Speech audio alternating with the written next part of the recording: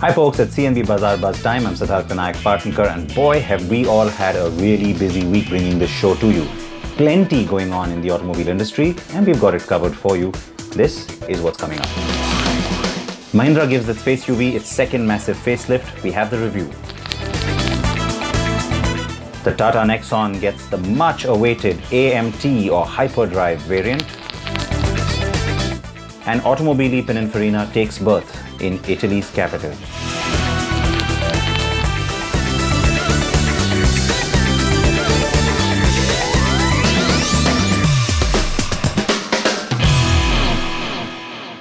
Right, let's get straight to the XUV5OO. Now, it's a second facelift for the car, as I mentioned, and that's unusual. Doesn't usually happen like that, but that's because Mahindra believes it's important to reinvigorate its really popular flagship SUV. It's been popular, things have started to decline, and that's why making it more relevant, well, I guess that makes sense.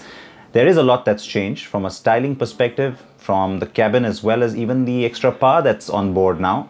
Ameya drove the car and has all the details for you.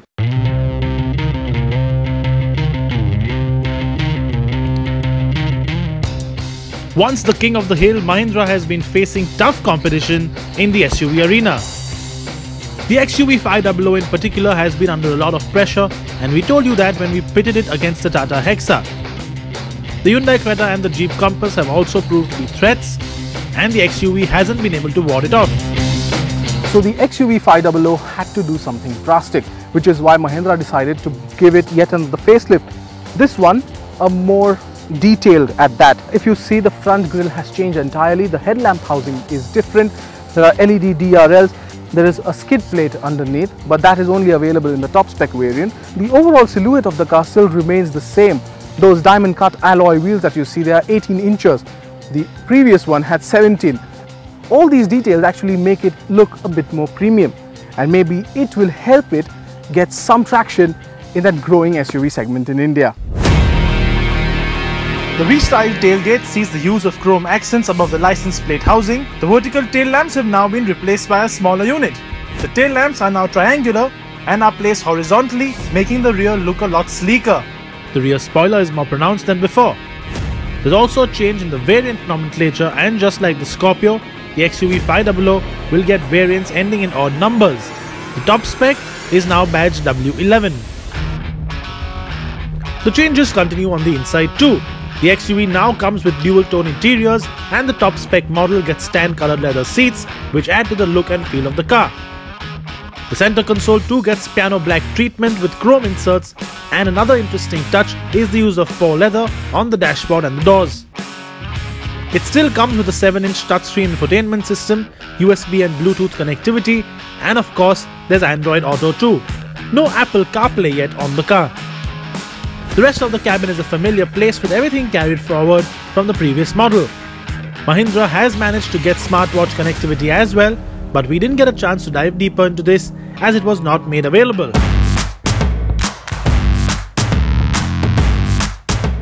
But the engine is the talking point of the car because it's got more power. We have got the diesel manual with us today.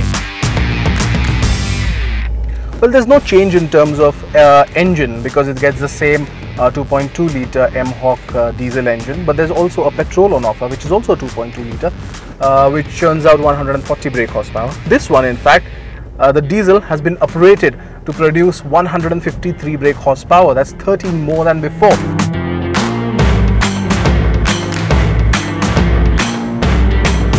The 140 brake horsepower engine will not be available on any of the variants on the XUV. It doesn't drive any differently than before, but the NVH levels have been worked upon, and it's a lot less noisy than before. Thanks to the torque of 360 Newton meters, which is available from as low as around 1800 RPM. It actually makes driving better. It just means that there is a lot of power at your disposal at very low RPM. So when you want to switch and overtake, this one actually gives you, the turbocharger actually gives you a good amount of surge, and that's very good. But the overall ride and handling still remains the same. Mahindra is offering some new colors on the XUV5OO, Crimson Red and Mystic Copper, both of which we did not get to see, but that Crimson Red does sound promising. Prices have come down and that's just made the XUV500 even more competitive, and Mahindra will hope that the refresh brings its customers back into Mahindra showrooms and, more importantly, back to driving the once popular XUV. From one Indian car maker, we move on to the next one. That's Tata Motors, of course, and the Nexon has been extremely popular and has been doing really well for the company, in fact, notching up the sales, and also the popularity of the brand starting to come back because of the Nexon in many ways. Now, you've seen it all over the cricket stadiums during the T20 matches, but those were all manual cars. Now, the automatic is ready to roll, the AMT or Hyperdrive as Tata calls it, and of course we've reviewed it for you.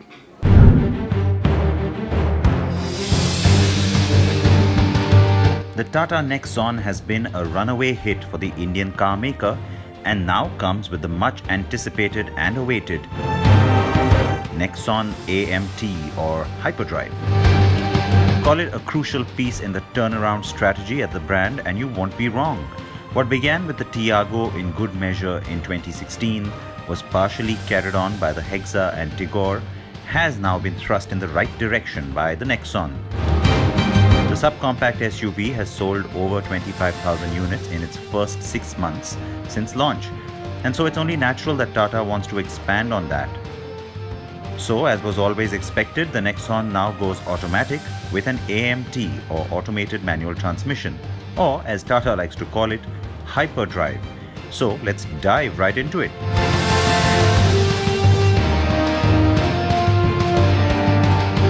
The Nexon gets a 6-speed AMT gearbox, and like its manual counterparts, the Nexon AMT also has the 3 driving modes, namely Sport, City and Eco, which you can switch on the fly using a rotary dial placed between the front seats. Now, typically on an AMT, you lose that sense of power or that alacrity that you want, especially when you want to quickly overtake someone. So you want to downshift and get that nice burst of power.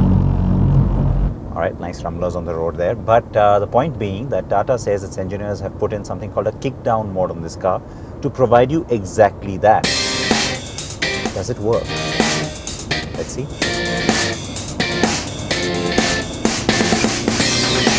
All right, the response is almost typically AMT-like. But what happens if I put it into sport mode? Let's see. Sport drive mode is activated. All right, sport drive mode is activated. Now let's see.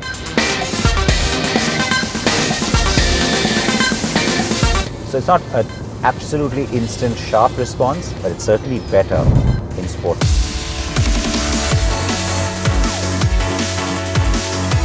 So if you're driving on the highway, we suggest you stick to the sport mode. Even then, you have to plan your overtaking maneuvers in advance so that you're not left wanting for the surge of power when you most need it. But that's not a flaw on this car in particular. It is an impediment of AMTs in general. Let's take a look at the specs of the car I'm driving. This is the diesel, and nothing has changed between the manual and this, so really the numbers remain pretty much the same. And while I'm driving the diesel, Kingshuk has been spending time driving alongside me on the petrol. So that's a huge advantage, I think, the fact that Tata is starting this off, the Hyperdrive or AMT, with both fuel types as options. That's a good thing, isn't it, Kingshuk? That's right. It's always a good headache to have when you're presented with more options. And that is precisely what Tata is doing with the Nexon AMT. Now, all that remains to be seen is how Tata prices the Nexon AMT variants and when does it launch them.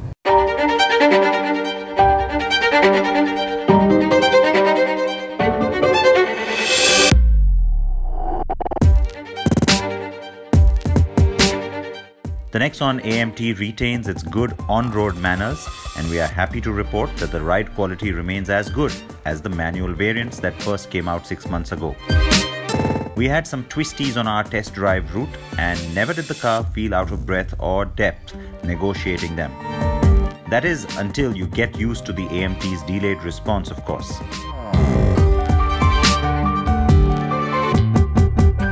Interestingly, the 1.2-litre petrol engine and the 1.5-litre diesel engine on the Nexon AMT, they make the same amount of power, which is 108.5 brake horsepower. Of course, the diesel makes 260 Newton meters of torque, while the petrol makes around 170 Newton meters of torque. And the petrol engine, it feels a touch more engaging to drive. That's because when you mash the throttle, it feels more responsive. The gears shift quicker, and overall, the fun factor is a touch more in the petrol AMT option than the diesel AMT option. That's what I feel. So looks like Kingshuk lucked out with a more fun twin there, but luckily they both look exactly the same. The car's unique stance and roofline do give it a hatchback-like look in traffic rather than an SUV, but it still works. So the Nexon's a good-looking car to begin with. It is our design of the year as well, and I have to say that the two-tone with the grey, silver grey, whatever you want to call it, with this color in particular, looks much nicer than the white element that you saw running around the car on the blue or the other colors. So this one gets a thumbs up from me. Tata Motors will also be offering customization options on the Nexon AMT. There'll be two body kits on offer, which are the Active and the Aero. In fact, Tata had showcased the Nexon with the Aero body kit and has already launched it as well. Apart from that, customers will be able to choose the color of the body and the roof on Tata's online Imaginator platform. The Etna Orange will be offered on just the AMT, by the way, which is a cool idea. Now, we've known Tata to be aggressive with its pricing, and it's quite likely it's going to stay the course with the Nexon AMT too. I expect it to launch from the mid trims upwards, so should stay between 7 and 11 lakh rupees for both the petrol and diesel AMT versions. It is a great game plan for Tata to offer both petrol and diesel together. So Pininfarina has always been a coach builder and a car designer, most famous for being Ferrari's favorite car designer over the years, but of late has broken away from that sort of lineage and is looking to chart a new course. Now, a few years ago, it's M&M that acquired Pininfarina, and at the time, we were given a promise that we'll finally see cars with that badge on them, the Pininfarina badge, and it's now going to be a reality. It's going to be a high-end Tesla rival, if you want to call it that. So, performance-rated cars, beautiful, gorgeous Italian cars, but all electric.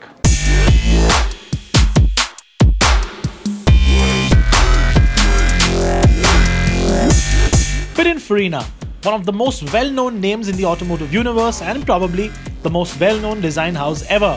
After years of designing some of the most iconic and prettiest cars ever made, like the Chiz Italia, the Ferrari 250 GTO, the Ferrari F40, the Ferrari Enzo, and more recently the 458, not to mention a clutch of Fiats, Maseratis, Alfa Romeos, Lancias, Peugeots, and even Hyundais, Pininfarina is stepping into a new chapter and will, for the first time in its history, become an automaker. Being rescued financially by Mahindra with its takeover of the company in 2015, Automobili Pininfarina can finally take the shape the company's original founder had dreamed of. And as can be expected, the first Pininfarina will be a hypercar. The brand's intent is to stay very high-end, performance-oriented, and oh yes, all electric. As far as this car is concerned, this is in a sense Mahindra enabling the fulfillment of an unfinished dream of Battista Pininfarina. He and the senior Mr. Ferrari started designing their cars together. All of the cars, original cars of Ferrari, were designed by him. It is a wonderful story, but poor Mr. Battista Pininfarina, that collaboration meant that his vision for an automobile, his exclusive vision, was never fully realized. So this collaboration is essentially about Mahindra enabling that dream to become reality. So here are the figures, and if you are standing up, you need to sit down. 0 to 100 km per hour in less than 2 seconds. 0 to 300 comes up in less than 12. A top speed of over 400 km per hour and a range of over 500 km. But enough of numbers. What Pininfarina is all about is design. And as you can see from the sketches, the car promises to be a stunner. If we want to make something really beautiful, something really that makes the difference, you have to make a design timeless.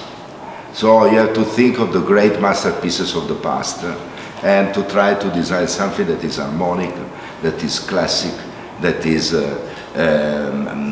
full of balance of surface, that is aerodynamics, that is fluid, that is simple, that is essential. No, not only innovative, but you have to think as a benchmark to the best masterpieces of Pininfarina history.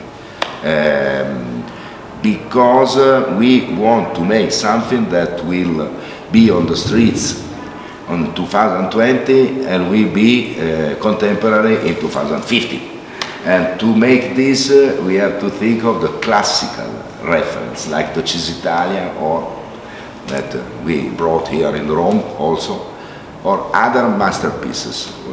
And we know the secret, and we will put it in this project. The Pininfarina PF0 will follow a very distinct approach to design. Swooping and beautiful, the brand will launch the car by 2020, and the first full-size concept will be showcased at the 2018 Pebble Beach Concours d'Elegance in the United States. Pininfarina doesn't need any word of introduction. When you go to Pebble Beach to be auctioned, you will see probably 40–50% of the cars being an auction in Pebble Beach have a Pininfarina badge on the side. So I think it's a long time, but you don't only have a badge on the side, you have to have a badge on the front and make sure we are Pininfarina as a standalone brand. And automobile Pininfarina is what people will have to recognize in a few years as definitely a brand to have in that grand luxury space. The new company is a standalone operation, and Pininfarina, the design house, will be the styling partner, of course. But Automobili Pininfarina is a direct subsidiary of Mahindra Automotive. It will look to follow up the hypercar with other models like a performance sedan or coupe or even an SUV. The customer who buy these cars must feel that they have something that nobody else has, or very few have. And therefore, whether it is telematic, whether it is connected car, whether it is digital, whether it is performance, whether it is luxury, whatever it might be, it will have to be extreme. We will use all the resources that are available within the company, Tech Mahindra included, and go out to tap into resources, as we have said earlier. Don't expect it to launch in India anytime soon though, as this is largely a global play targeted at the West. But yet, there is hope. Pre-independence, the biggest buyers of luxury cars around the world were Maharajas. So I don't think I'm talking to Maharajas to buy, but the modern day Maharajas of passion in cars. I do hope some collectors in India will end up owning this and putting them into Indian garages. We cannot wait for all of it to unfold, and that the Italian dream is being brought to life by an Indian company just makes it so much sweeter. Watch this space for more from the brand. A huge announcement coming from the Mahindra Group and of course Pininfarina there in Rome, coinciding with the Rome E-Prix, the Formula E race, where sadly Mahindra Racing had a terrible outing. Alright, let's move on, but stay electric, because there's lots happening now in the Indian space when it comes to electric. Now, I get it, there's still a long way to go in terms of having a lot of vehicles change over from conventional fuel systems to becoming fully electric, but it's starting to happen in a big way, and one of the ways is maybe for you to try it out for yourself. Mahindra again is stepping up here and tying up with Zoomcar, the rental company, to offer you an electric experience. So you can rent an electric car now for the first time in India. And you also have other electrics that are coming to the market.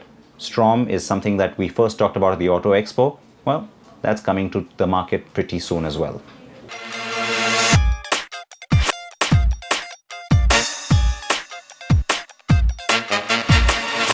To rent a car for daily use or even road trips over the weekend is a new trend. And renting a self-drive car for that matter is fast becoming the most preferred option among young users. Usually people either opt for petrol or diesel cars, but Zoomcar will now be offering electric cars as well. After successfully introducing electric cars on Zoomcar's platform in Mysuru, Jaipur and Hyderabad, the focus now shifts to the national capital as Mahindra has leased 100 units of the E20 Plus for customer use. In addition, Mahindra has also promised 500 more in the next quarter to promote the use of EVs in India.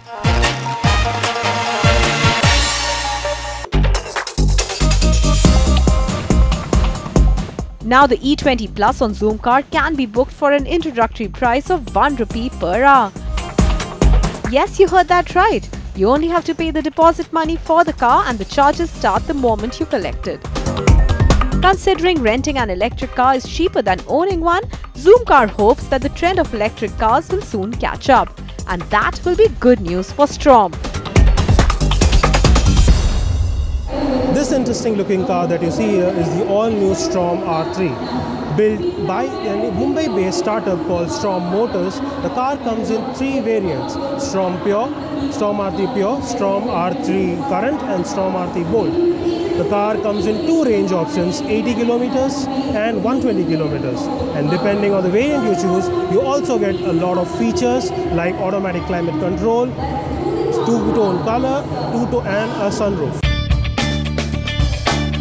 The Strom R3 is a compact 2-door electric vehicle that uses reverse strike configuration with a single wheel at the rear and 2 wheels up front.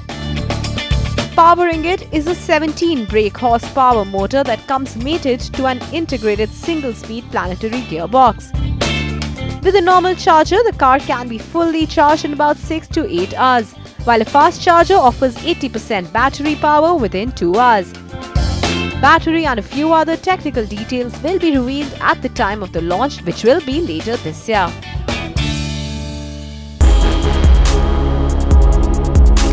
Visually, the R3 comes with an edgy design, a muscular front bumper, LED lighting and a 2-tone paint job, with a white roof and even an optional sunroof. The car runs on a set of 12-inch alloy wheels and comes with a small cabin suited for 2 to 3 passengers. While the standard features include an audio system with USB and FM radio, it also gets a 7-inch touchscreen infotainment system, customizable user interface, voice control, Wi-Fi plus 3G connectivity, Bluetooth and 20 GB of inbuilt storage as optional extra. The car gets front and rear compartments, and while the one in front is good for a laptop bag or a handbag, the one at the back can hold a carry-on or 3 to 4 grocery bags. On the safety front, it gets remote keyless entry, parking assist, rear camera and 3-point seat belts. Built locally at the company's facility in Mumbai, the Strom R3 electric car is slated to hit the Indian roads by November 2018. Prices are expected to start around 3 lakh rupees, and the company has already started accepting pre-orders for the first 100 cars. It says that 30 bookings have already been received for the car. So SUVs in the first half and electrics in the second half. Please react to what you've seen on the program today. You know how you can reach me on Twitter at @SidPartner, and always remember to wear your seat belts in an electric or conventional car, front or back. Please wear your helmets again on any kind of bike. Take care.